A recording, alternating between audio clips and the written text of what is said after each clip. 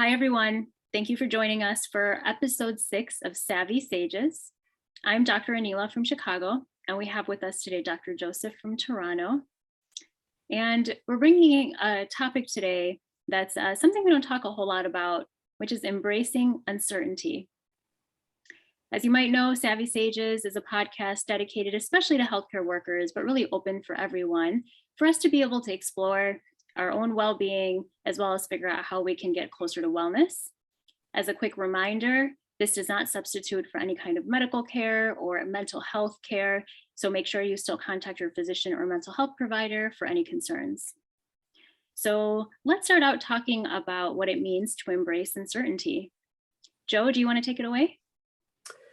Absolutely. Thank you, Adi. So, uncertainty, I feel like I'm not alone when I say that. Whenever I hear that word, I feel chills down my spine.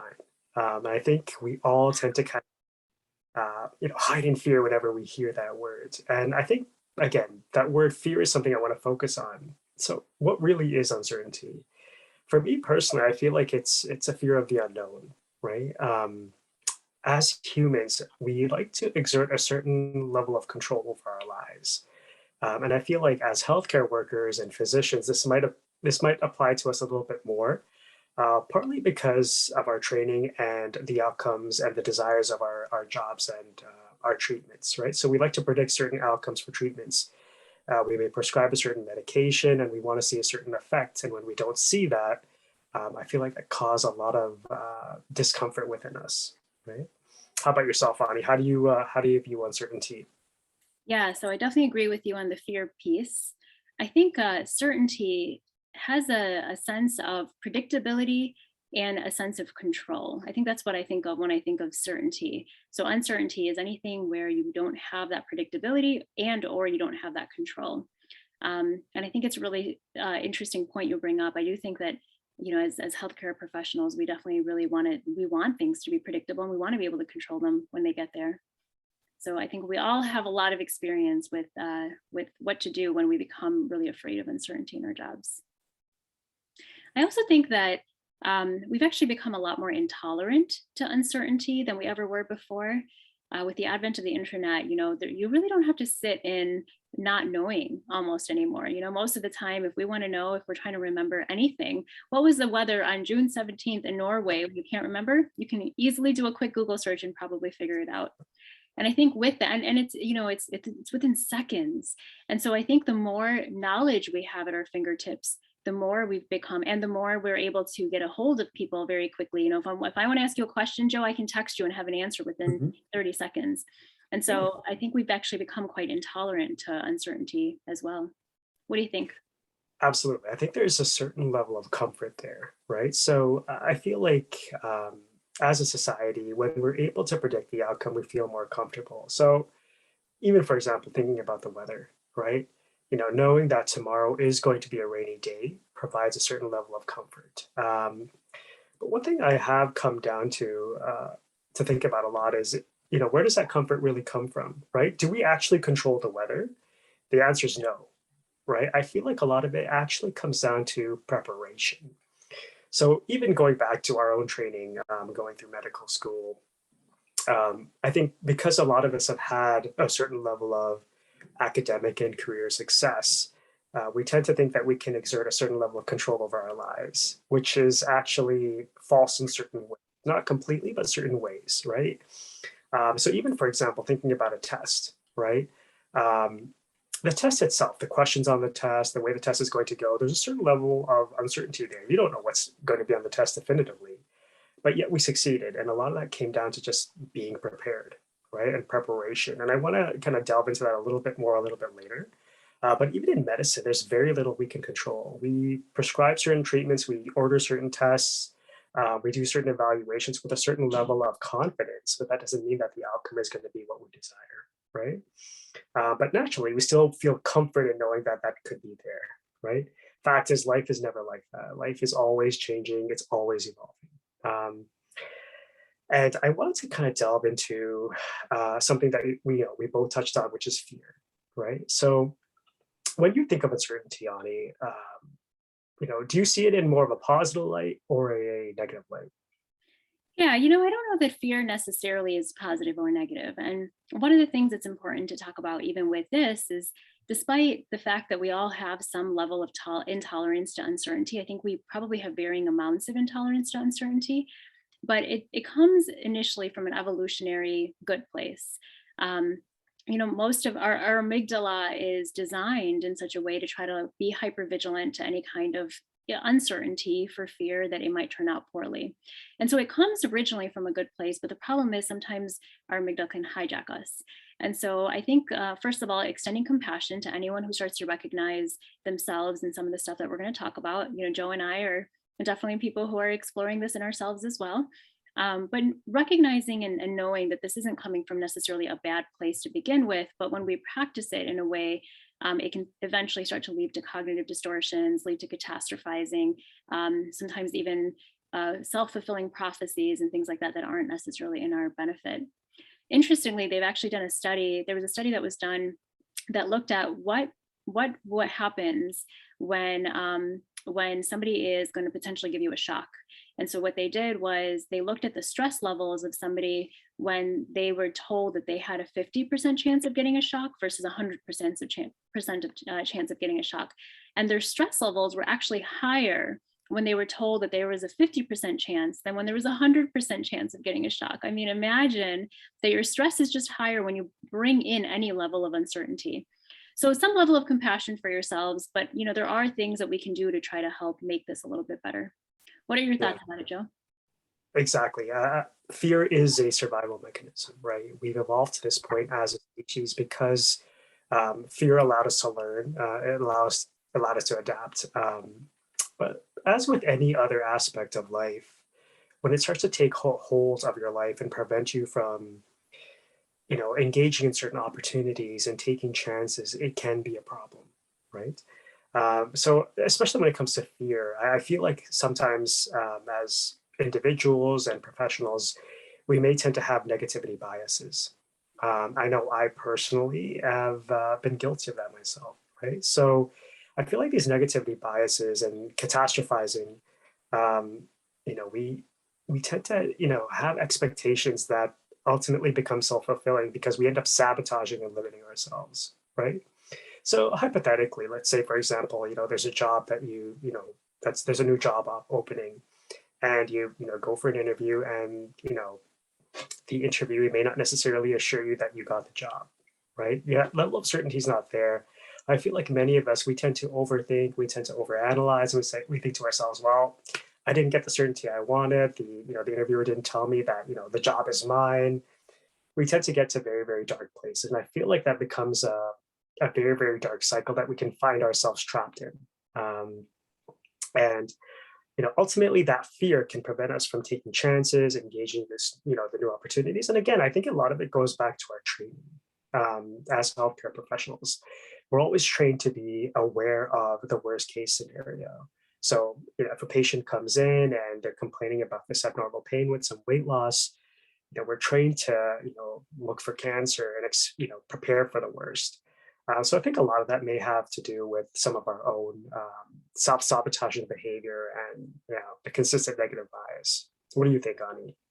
Yeah, I definitely think that our training does help to make us more in tune with that. Although I do think this is quite prevalent in the general population as well. I certainly have a lot of patients that come in that they really need to know. They'll say, well, what is the underlying etiology for this? And even though you're running the test and you don't know yet, they'll say, but I need to know, what is it? And it's understandable, again, because of all the reasons we've already said. But I think that it can, just like you mentioned, self sabotage us in other ways. I'm going to list a few things that might be signs that you might be someone who also has some difficulty with tolerance to uncertainty. So there is this term, intolerance to uncertainty. And there's actually even a four-factor scale that you can take. This is a completely scientific scale. It's called the Intolerance to Uncertainty scale. And it represents the idea that you might feel like uncertainty is really stressful and upsetting. That's the first factor. The second factor is that it leads to the inability to act. The third factor is that uncertain events, you see them as being negative and they should just completely be avoided. And the fourth factor is that you really see uncertainty as being really unfair. And so, how that might show up in someone's life is they might procrastinate, they might really avoid something, they might feel the need to do everything themselves and not be willing to delegate. You might be someone who looks for an excessive amount of information before you buy something, before you do something. You talked about preparing earlier. If you're somebody who over prepares to the point where it's actually a negative, that might be something that you find yourself doing. A lot of people are really non-committal, so this actually goes into jobs. This can go into relationships. If you notice that you have such an intolerance for uncertainty that you actually don't allow yourself, you're 1 foot in, 1 foot out, no matter what the situation is. That's something that can be associated with this as well. And then also you're just second guessing your decision all the time, needing reassurance from others, and possibly even double, triple, quadruple checking your work to make sure it was done okay. So if you notice yourself doing multiple of these things, you might be someone who explores what your relationship to certainty is as well. Yeah.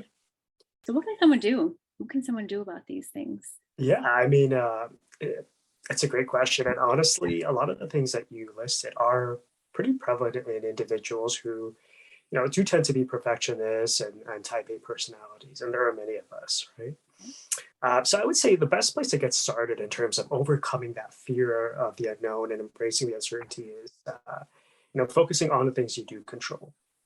So the little things, and oftentimes like making little healthy choices that can lead to the better outcomes the next day. So again, going back to our example of the weather, right?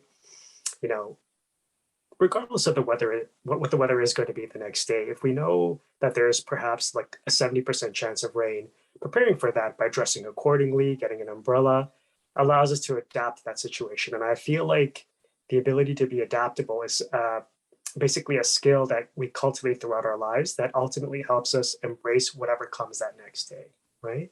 The same way we would prepare for a test.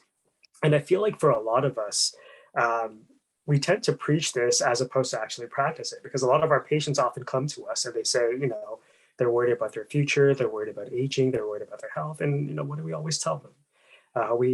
For many of us, we focus on preventive care. We talk about eating healthy and exercising and sleep. And those are little things. They're things that we do every day that ultimately add up and help, prepare us for the future, right? One thing I do want to focus on as well is just staying in the moment.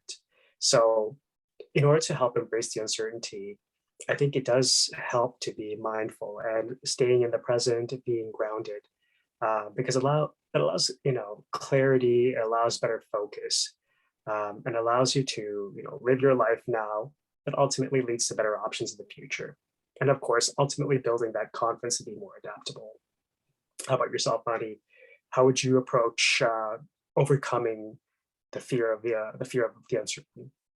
Yeah, I really agree with the idea of being in the moment, and part of that means, we don't necessarily get to control what's happening around us, but what we do get to control is what we pay attention to, and so that goes back to being in the moment, accepting where you're at right now, but not necessarily only focusing on that fear, but distracting yourself to be able to notice other things that are happening in the moment as well.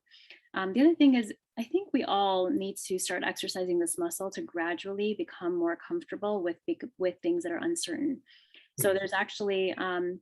there's actually even some exercises that people can follow if they really want to work at this, where maybe you start to notice and you start to become, number one, more aware of the fact that you have an issue with intolerance to uncertainty. And so the next time you catch yourself doing that, first maybe writing it down, what it is that your worries are, and then going ahead and taking the action anyways, and then going back and writing down what happened. And I think once we actually write it down and you're actually keeping track of it, you can start to notice how, regardless of the number of times that you're in these uncertain situations and really maybe, driving yourself a little crazy, or just really worrying, most of the time, we all tend to be better at coping than we think we will be. And most situations turn out better than we think they will. And so being able to see that in writing, you can go back and it'll be a little bit more objective than that catastrophizing that you were talking about. So those are some potential skills that can help with reducing our intolerance to uncertainty.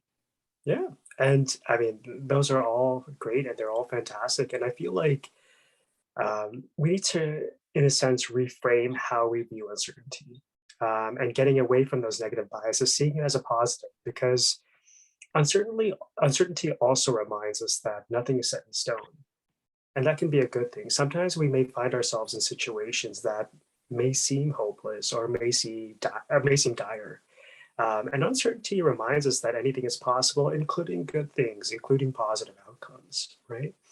Uncertainty reminds us that tomorrow's a new opportunity, it's a new beginning. And there's always opportunity to take more chances in life because you never know what those choices are going to lead to. And they could be very healthy choices. And I just want to take a moment to quote Bruce Lee. One of my favorite quotes from him is to be like water. And that's something that I really, really resonate with because, water is always flowing. It goes with the flow, literally. And it's always adaptable. When it sees stones, when it sees rocks, it basically just flows around it. And I think that's kind of how I want to live my life when it comes to the uncertainty of tomorrow, right? Yeah, and it's interesting. It's kind of fun and kind of interesting to see people's responses even to the stock market. So many of us might have 401ks or Mhm. other stocks, and I think seeing how, because sometimes when they're starting to go down, there's a lot of anxiety. And again, it's understandable. It's not to take away from the fact that many of us may feel this way. But I think the people who actually benefited the most, at least a couple of years ago, were the people who said, I don't have that. I don't have that absolute need for certainty. I'm okay Right. with actually putting a little more in here. And I think a lot of them benefited. So I think it helps to show us how there can be benefits to really working on this so that we don't actually have it driving our life and we use it more for the advantage of survival, Mhm. and shifting from survival actually to more thriving overall. Mhm. So I'll ask you guys, anyone who's listening, where do you think that you notice that you have some issues with uncertainty? Do you think that it's something you can work on? Is this something that you find is actually really changing the way that you're able to function in life? Um, we'd be interested in hearing about it if you're able to join our next Zoom as well. Yeah, yeah, absolutely. I think this was a great topic. And I agree with Ani. We'd love to hear from you guys as well. So, Thank you everyone for tuning in. We'll speak with you again on our next episode for Savvy Sages. Thanks.